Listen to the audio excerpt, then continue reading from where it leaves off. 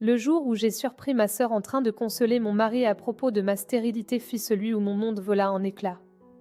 Je restai figée dans notre couloir, les mains encore crispées sur les sacs de courses que je venais de rapporter, écoutant leur voix qui dérivait depuis notre cuisine. Je m'appelle Grace et jusqu'à cet instant, je pensais avoir une vie parfaite, un mari aimant depuis 5 ans, une relation étroite avec ma petite sœur et une belle maison dans la banlieue de Paris. Le seul nuage à notre bonheur était notre difficulté à concevoir, mais Gérard et moi traversions cette épreuve ensemble. Du moins, c'est ce que je croyais. Ce n'est pas de ta faute, murmura la voix de Violette. Tu as fait tout ce que tu pouvais. C'est Grace qui ne peut pas te donner ce que tu veux. Le sac de course glissa de mes doigts, mais je le rattrapai avant qu'il ne heurte le sol. Mon cœur cognait contre mes côtes tandis que je m'approchais furtivement de la porte de la cuisine. La voix de Gérard se brisa. Je veux tellement avoir une famille, 6. Chaque fois que je vois un père avec ses enfants au parc, ça me tue à l'intérieur. Je sais, mon chéri, je sais, répondit Violette d'une voix si tendre que j'en ai la nausée. Avez-vous envisagé d'autres options? Que veux-tu dire? Eh bien. Violette fit une pause. Les médecins m'ont confirmé que c'était le problème de Grace, n'est-ce pas? Peut-être est-il temps de penser à aller de l'avant, à trouver quelqu'un qui peut te donner la famille que tu mérites. Le silence qui suivit me parut une éternité. J'attendais que Gérard prenne ma défense, qu'il mette fin à cette conversation, qu'il dise à ma sœur qu'elle dépassait les bornes. Au lieu de cela, je l'entendis soupirer. Je ne peux pas faire ça à Grace. Mais elle te le fait à toi, rétorqua Violette, haussant le ton avec une fausse inquiétude. Elle te vole ta chance d'être heureux, d'avoir des enfants. Chaque jour que tu passes avec elle est un jour de perdu. Je reculai, ma vision se brouillant. Les sacs de course tombèrent enfin, envoyant des oranges rouler sur le parquet. La conversation dans la cuisine s'arrêta brusquement. Drace, appela Gérard.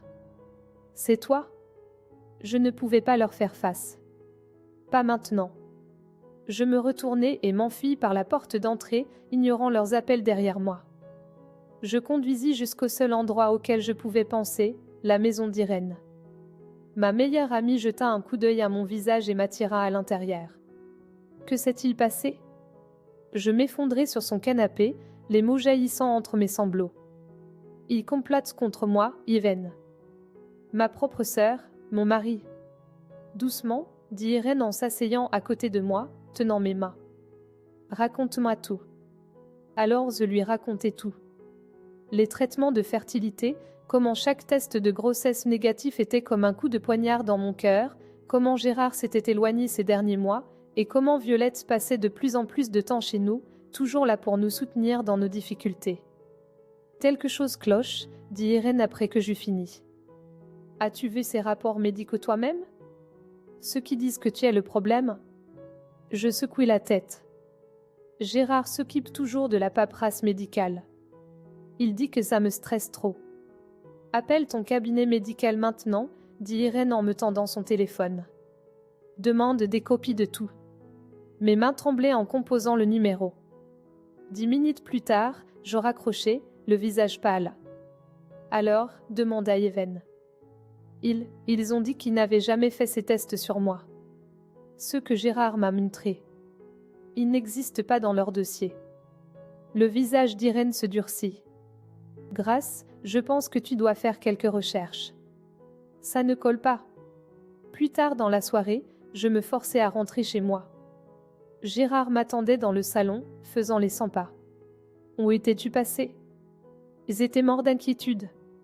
Il se précipita pour me serrer dans ses bras, mais je reculai. J'avais besoin de prendre l'air, dis-je, observant attentivement son visage. Après avoir fait tomber ses courses. Il se détendit légèrement. Combien en as-tu entendu? Assez, répondis-je, ma voix étrangement calme. Où est Violette? Elle est partie, dit-il en passant une main dans ses cheveux. Écoute, Drace, elle essayait juste d'aider. Aider qui, Gérard? Ma voix était d'un calme inquiétant. Toi ou elle-même? Avant qu'il ne puisse répondre, son téléphone vibra. J'aperçus l'écran, le nom de Violette avec un émoji cœur à côté. Gérard retourna rapidement le téléphone face contre table. Je suis fatigué, dis-je en me dirigeant vers les escaliers. Je vais me coucher. Cette nuit-là, je restais éveillé, fixant le plafond tandis que Gérard dormait à côté de moi. Par la fenêtre de notre chambre, je vis sa voiture quitter notre allée à 2 heures du matin. 20 minutes plus tard, je passais devant l'immeuble de Violette. La voiture de Gérard était garée devant. Parfois, les vérités les plus douloureuses surgissent au cœur de la nuit, quand le monde est assez silencieux pour entendre son cœur se briser. Mais alors que je rentrais seul chez moi, quelque chose d'autre s'éveilla en moi, quelque chose de plus dur et de plus froid que le chagrin. Quelque chose qui murmurait le mot justice. Le lendemain matin, j'appelai pour me faire porter malade au travail et j'attendis que Gérard parte.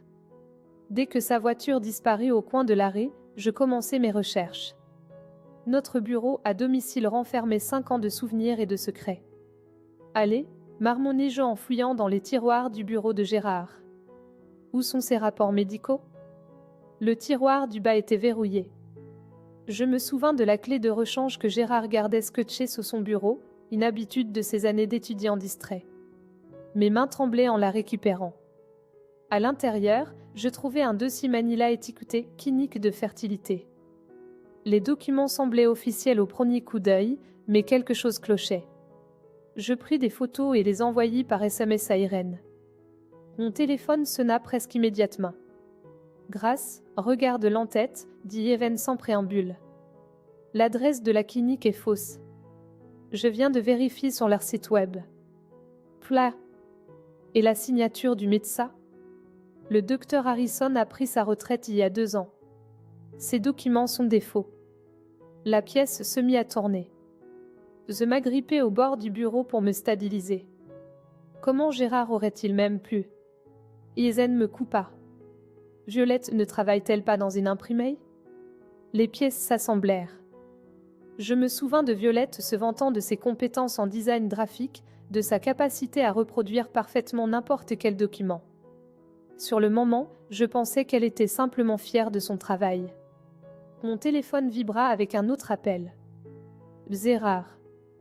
Je le rejetai et envoyai un SMS. Je travaille pendant le déjeuner, on se parle plus tard. Je fouillai plus profondément dans le tiroir et trouvai un petit carnet. À l'intérieur se trouvaient des dates, des heures et des lieux, tous des rendez-vous entre Gérard et Violette remontant à plusieurs mois. Certaines entrées avaient de petits cœurs dessinés à côté. Irène, dis-je d'une voix étranglée. J'ai besoin que tu viennes tout de suite. Elle arriva 15 minutes plus tard avec du café et de la détermination. Nous passâmes l'heure suivante à tout documenter, les faux rapports médicaux, les rencontres secrètes, les virements bancaires suspects vers le compte de Violette étiqueté « frais de consultation ». Regarde ça, dit Irène en pointant un reçu. Gérard a fait ses propres tests de fertilité dans une clinique différente il y a 3 mois. J'appelai la clinique, prenant ma voix la plus professionnelle. Bonjour, ici le cabinet du docteur Walker. Nous avons besoin de vérifier certains résultats de tests pour monsieur Gérard. Il semble y avoir une divergence dans nos dossiers. La réceptionniste fut serviable. Trop serviable. Oh oui, pauvre monsieur Gérard.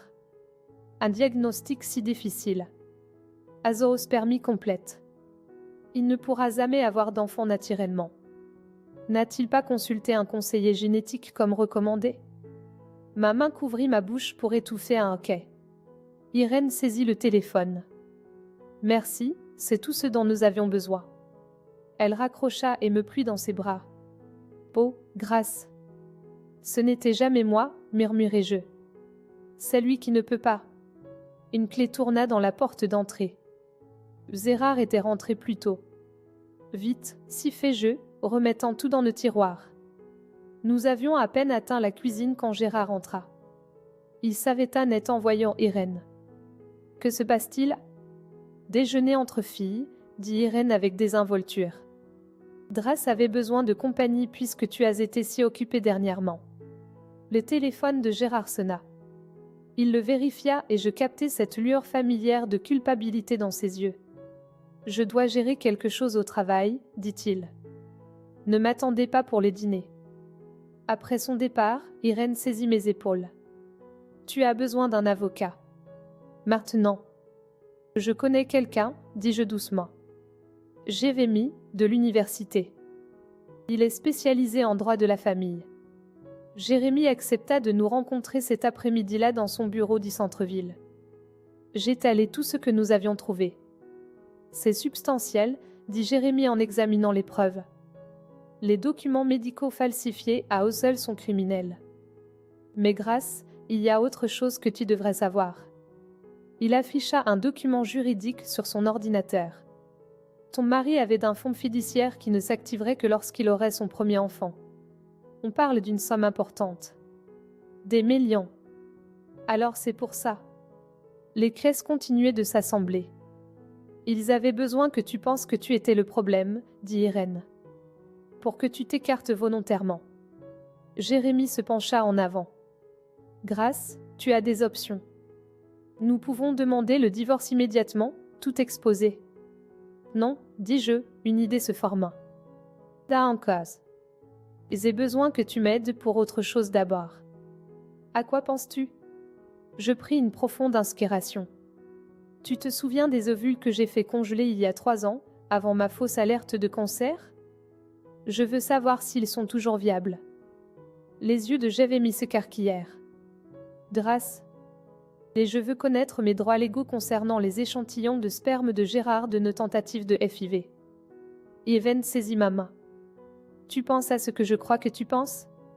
Je hochai lentement la tête. Il voulait tout me prendre. Mon mariage, ma chance d'être mère, ma dignité. Mais ils ont fait une erreur. Laquelle? Demanda Jérémy. Ils ont sous-estimé jusqu'où j'irais pour obtenir justice. Je me redressai sur ma chaise. Alors, Jérémy, peux-tu m'aider? Il sourit gravement. Par non-stratégie. Vos ovules sont parfaitement viables, confirma le docteur Chen en examinant mes dossiers médicaux. Et puisque Gérard et vous avez signé des formulaires de propriété conjointe pour tous les traitements de fertilité, vous avez des droits égaux sur le matériel génétique stocké.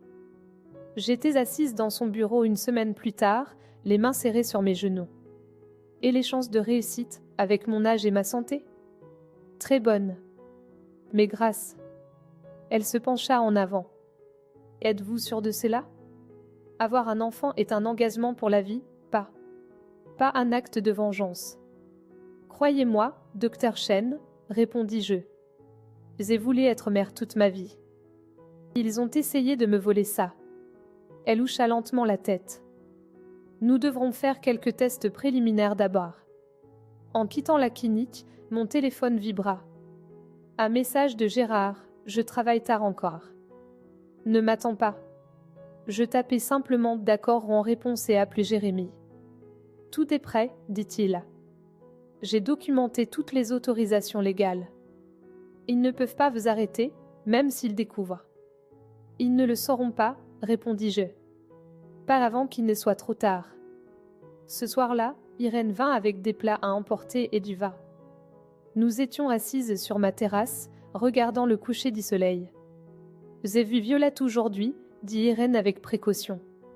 Au centre commercial. Elle faisait du shopping pour des robes de mariée. Le verre de vin se figea à mi-chemin de mes lèvres. Apparemment, il prévoit un mariage au printemps. Dans 6 mois. Je reposai mon verre. Timing parfait. Grâce. Even toucha mon bras. Es-tu absolument sûr de cela? Avoir un bébé, ce n'est pas quelque chose que tu peux défaire. J'ai eu ma première consultation FIV ce matin, dis-je. Le docteur Chen pense que nous pourrions commencer le processus la semaine prochaine. Bien. Je veux dire. J'ai demandé à ce qu'elle soit discrète. Pour tout le monde, je suis juste une femme célibataire utilisant un donneur de sperme. Je réussis un petit sourire. Techniquement, ce n'est même pas d'un mensonge. Le téléphone d'Irène sonna. Elle le vérifia et son visage s'assombrit. Tu dois voir ça. C'était un post sur les réseaux sociaux de Violette, une photo de sa main portant une énorme bague de fiançailles, avec la légende « J'ai dit oui à l'éternité avec mon âme sœur ». Parfois, l'amour emprunte des chemins inattendus pour trouver sa vraie destination. Des chemins inattendus, ris-je amèrement. C'est comme ça qu'elle appelle ça? Il y a plus. Even fit défiler l'écran. Elle raconte aux gens que tu as abandonné Gérard parce que tu ne pouvais pas gérer les problèmes de fertilité. Mes mains tremblaient en atteignant la bouteille de vin. Bien sûr qu'elle fait ça. Le lendemain matin, je rencontrai à nouveau Jérémy. Son bureau ressemblait à une salle de guerre, avec des documents étalés sur son bureau. J'ai tout mis en place, dit-il. Comptes bancaires séparés, documentation de leur liaison, preuve des faux documents médicaux. Quand le moment viendra, ils ne sauront pas ce qui les a frappés. Et la clinique de fertilité? Tous les papiers sont en ordre. Ils ne peuvent pas légalement informer Gérard de quelque procédure que ce soit. Je sortis mon téléphone, lui montrant l'annonce des fiançailles. Il se marie dans 6 mois. Les sourcils de Jérémy se levèrent. C'est ambitieux. C'est parfait, dis-je. D'ici là, je serai prête. Drasse. Jérémy posa son stylo. En tant que ton avocat et ami, je dois te demander, quel est ton but final ici? Je croisai son regard. La justice. La vérité. Et la famille qu'ils ont essayé de me convaincre que je ne pouvais pas avoir. Plus tard ce jour-là, je me rendis à la clinique de fertilité pour ma première injection d'hormones. Pendant que l'infirmière préparait la piqûre, je pensais à toutes les fois où je l'avais fait avant, avec Gérard tenant ma main, tous deux pleins d'espoir. Maintenant, j'étais assise seule, mais je me sentais en quelque sorte plus forte. C'est fait, dit l'infirmière gaiement. Rappelez-vous, pas d'activité physique intense pendant les prochains jours. Cette nuit-là, Gérard rentra tard à nouveau. Je fis semblant de dormir quand il se glissa dans le lit, sentant le parfum signature de Violette. Mon téléphone s'alluma avec un message du docteur Chen. Premier scan folliculaire prévu pour jeudi. Ça a l'air bon jusqu'ici. Je me tournai, m'éloignant de la forme endormie de Gérard, et tapai en réponse, j'y serai. Les semaines suivantes passèrent dans un flou de rendez-vous chez le médecin et d'injections d'hormones. Je disais à Gérard que je prenais des cours de yoga, que je rejoignais un club de lecture, n'importe quoi pour expliquer mes absences. Il remarquait à peine, absorbé par sa romance secrète avec ma sœur. Votre corps répond parfaitement, dit le docteur Chen lors d'un contrôle. Le prélèvement d'ovules devrait avoir lieu la semaine prochaine. Et ensuite, elle sourit. Ensuite, nous les fertilisons avec les échantillons stockés et nous attendons. Êtes-vous prête pour la possibilité de naissance multiple? Avec vos chiffres, nous devrons peut-être implanter plusieurs embryons. Je pensais à Gérard et Violette planifiant leur vie parfaite ensemble, pensant qu'ils avaient gagné. Je suis prête à tout, dis-je. Quoi qu'il en coûte. Le docteur Chen prit quelques notes dans mon dossier. Dans ce cas, programmons le prélèvement pour lundi. En quittant la clinique, je touchai doucement mon ventre. Bientôt, pensai-je. Bientôt, ils apprendront que le karma ne fait pas que revenir. Parfois, ils se multiplient. Triplé, annonça le docteur Chen, pointant l'écran de l'échographie. Les 3 embryons ont pris. Voyez ces 3 forts battements de cœur. J'étais allongé sur la table d'examen, des larmes coulant sur mon visage alors que je regardais les minuscules battements sur le moniteur. Après toute cette tromperie, toute cette douleur, voici mon miracle, multiplié par 3. Je vais vous laisser un moment, dit doucement le docteur Chen en sortant de la pièce. Je sortis mon téléphone et envoyai un message à Irène. 3. J'attends 3 bébés. Sa réponse fut immédiate, OMG j'arrive avec de la glace. Quand je rentrai à la maison, Gérard était parti. Une autre note, voyage d'affaires de week-end avec les associés. De retour dimanche. Je savais qu'il était en réalité dans une escapade romantique avec Violette. Ils étaient devenus plus audacieux dernièrement, ne cherchant même plus à cacher leur rendez-vous. Even arriva avec 3 pots de glace, un pour chaque bébé. Je vais devenir si grosse, ris-je, montrant déjà à 12 semaines. Tu vas te faire prendre si tu restes ici, dit-elle soudainement sérieuse. Tu ne peux pas casser 3 bébés pour toujours. Désasiévé. Je tapotai la pile de papier sur ma table basse. Jérémy m'a trouvé une maison à Neuilly.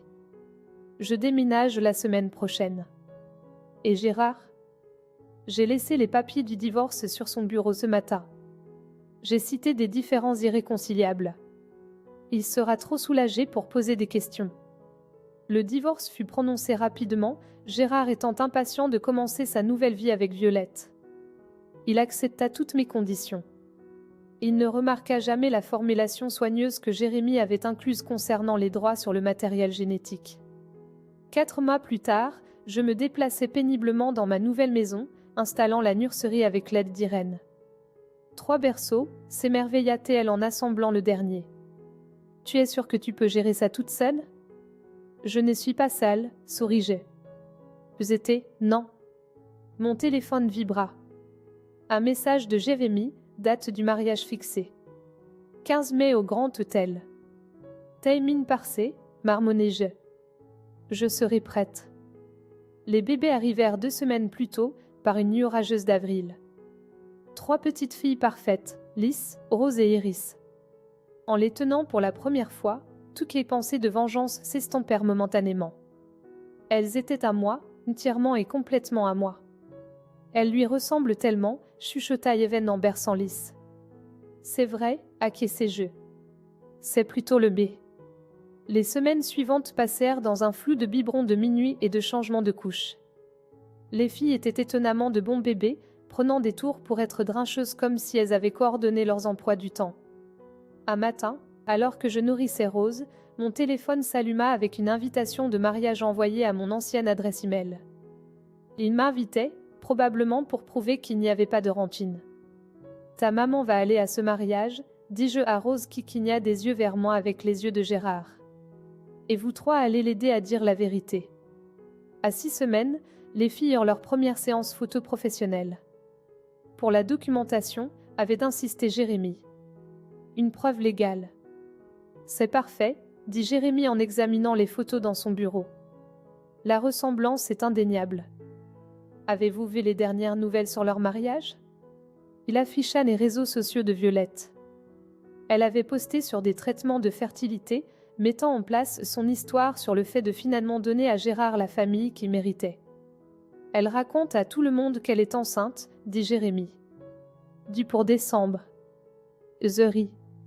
Eh bien, ça va être intéressant à expliquer. Ce soir-là, en berçant Iris pour l'endormir, je reçus un autre message de Gérard. Le premier depuis notre divorce. Violette m'a parlé de l'invitation au mariage. J'espère que tu viendras. Nous aimerions faire la paix. Je montrai le message à Irène qui faisait faire son roi à Lys. Serre la paix, ricana-t-elle. Plutôt montrer leur vie parfaite. S'ils savaient, souris-je en regardant ma fille dormir. S'ils savaient. Les semaines suivantes furent un tourbillon de préparatifs. Jérémie m'aida à rassembler toute la documentation, test ADN, dossier de la clinique de fertilité, preuve de l'état de Gérard, preuve de leur liaison et des faux documents médicaux. Êtes-vous prête pour ça ? Demanda-t-il en organisant les dossiers. Une fois que vous aurez fait ça, il n'y aura pas de retour en arrière. Je regardais mes filles, toutes les 3 faisant la sieste dans leur balançoire. Ils ont essayé de me convaincre que je ne pouvais pas être mère, que j'étais brisée. Ils doivent faire face à ce qu'ils ont fait et aux conséquences. Je touchais la minuscule main de Lys pendant qu'elle dormait. Parfois, la vérité c'est mal. Mais les mensonges font plus mal encore. Le mariage était dans 2 semaines. J'avais tout préparé, les documents, les photos, les tests ADN. Mais surtout, j'avais 3 magnifiques petites filles qui allaient transformer le mariage de leur père en une révélation de la vérité. Votre papa et votre tante pensaient qu'ils pouvaient tromper tout le monde, murmurai-je à mes filles endormies. Mais vous 3 êtes la preuve vivante de leurs mensonges. Et bientôt, tout le monde saura. Violette prévoit d'annoncer sa grossesse pendant les toasts de la réception, rapporta Irène, faisant défiler son téléphone. Elle avait maintenu une relation amicale sur les réseaux sociaux avec ma sœur, devenant notre source interne. Elle porte même une robe ample pour suggérer un body bump. J'ajustais le minuscule nœud de Rose pendant que Lys et Iris faisaient la sieste dans leur porte-bébé. Comme c'est prévenant de sa part de préparer la scène parfaite. Grâce. Irène posa son téléphone. Explique-moi le plan une dernière fois. La cérémonie commence à 14 heures, dis-je en vérifiant mon propre planning. Ils feront des photos après, puis la réception commence à 17 heures. Violette prévoit de faire son annonce pendant les toasts à 18 heures. J'arriverai à 17h45. Jérémy sera déjà là en tant qu'invité, il apporte toute la documentation. La nounou des filles attendra avec elle dans le hall de l'hôtel jusqu'à ce que je lui envoie un message. Mon téléphone vibra. Un message de Jérémy, résultat des tests ADN certifiés par le laboratoire. Preuve irréfutable de paternité. La semaine précédant le mariage passa lentement.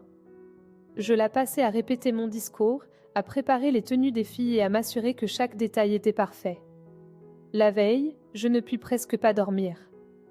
Maman va avoir besoin que vous soyez au meilleur de votre forme demain, dis-je à mes filles en leur donnant leur biberon du matin.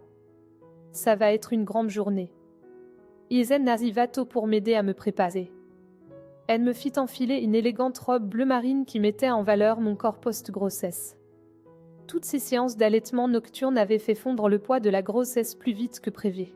« Tu es magnifique », dit-elle en ajustant mes cheveux. Ils ne sauront pas ce qui les a frappés.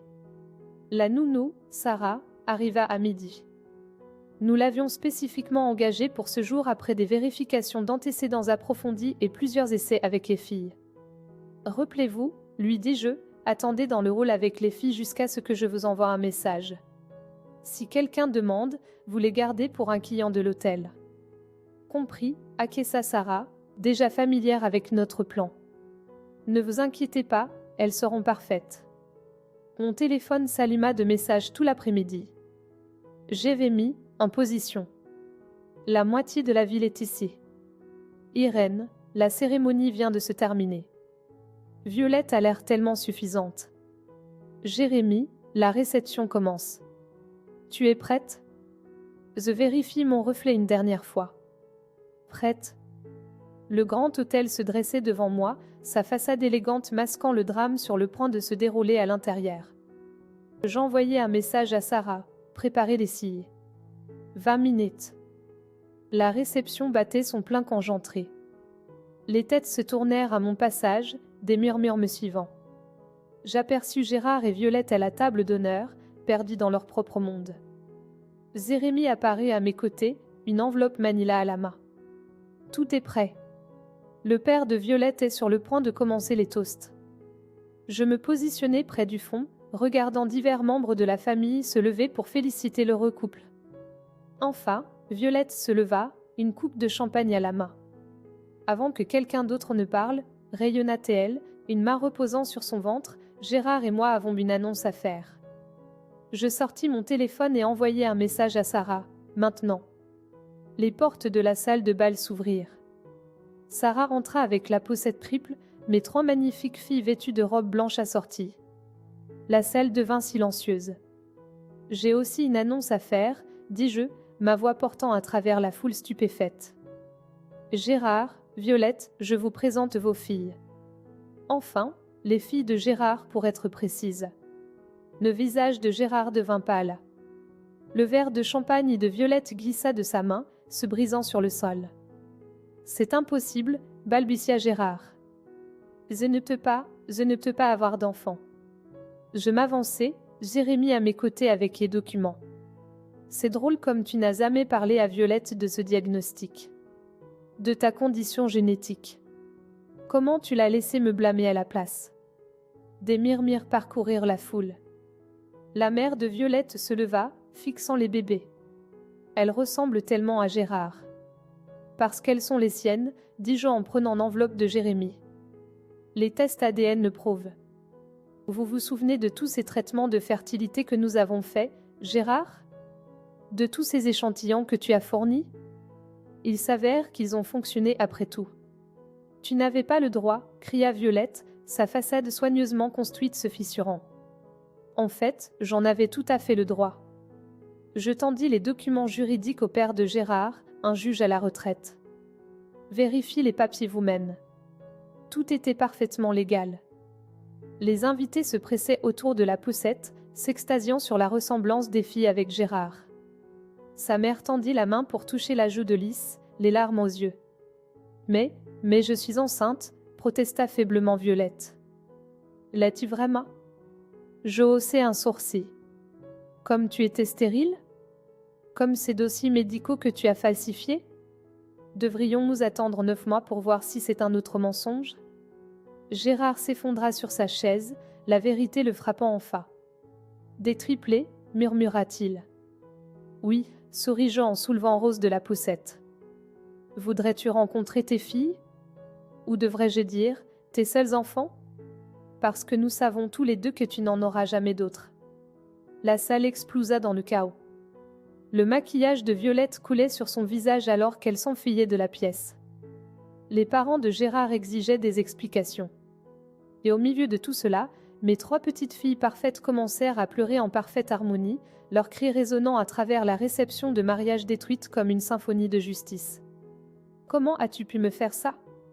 Violette émergea des toilettes, sa robe de mariée froissée, le mascara coulant sur ses joues.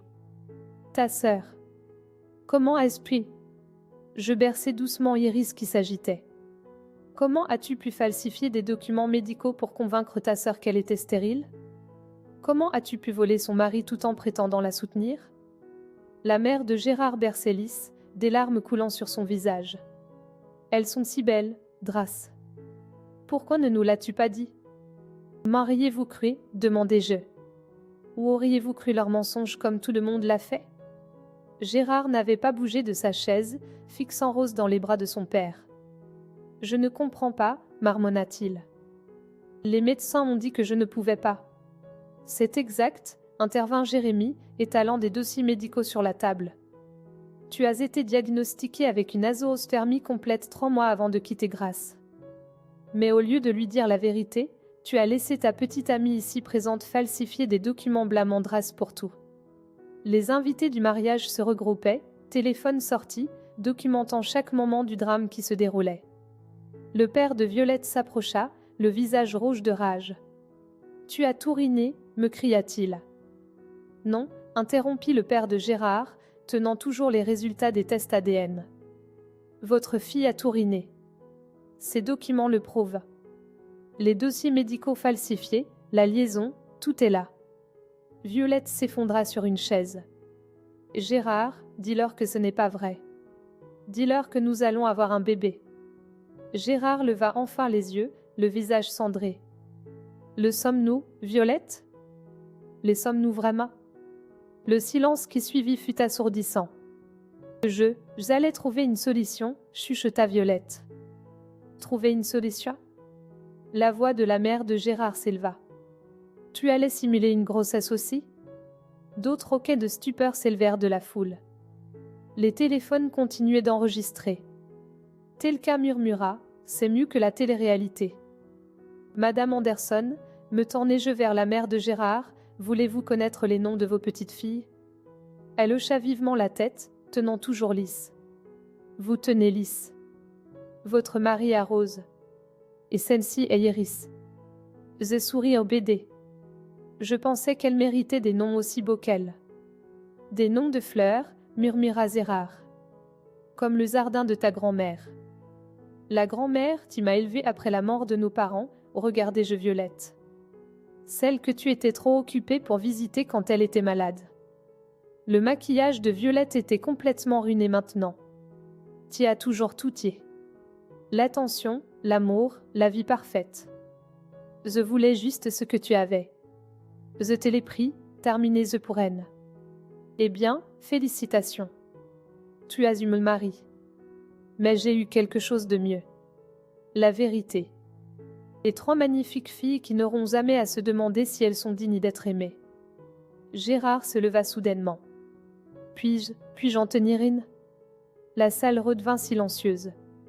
J'hésitai, puis lui transférai soigneusement Iris. Il fixa son petit visage, les mains tremblantes. Elle a le nez de ma mère, dit-il d'une voix étranglée. Elles l'ont toutes, dis-je doucement. Et tes yeux? Et ton menton?